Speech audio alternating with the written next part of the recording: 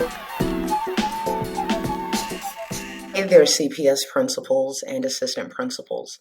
I am going to show you how you can add or subscribe to a Google Calendar that exists, but you may not be the owner of it. I'm going to show you how you can add that. So it's fairly simple. You come to this main page for your Google Calendar, and you want to make sure that you come down here to this plus sign and you click it.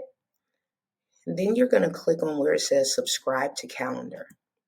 Now, this only will work if you are in the CPS principal or assistant principal role, because it was already this calendar was already shared with CPS principals and assistant principals. In this box, you want to type CPS principal, and you see here CPS principal calendar comes up. You want to click that. When you click that, it gives you all of the calendar settings for this particular calendar and how it shows up for you. Now, if you are like me and you want to know when new events are added or when they're changed, you can scroll down to the other notifications section on this page. You'll click where it says new events.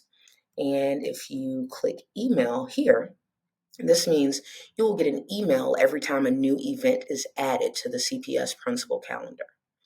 You can also select an email notification for every time an event is changed.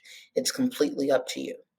And then once you've made those decisions, you will click this back arrow here, and it will show you everything that is on the page for the CPS principal calendar. So it'll show you everything that's on the calendar.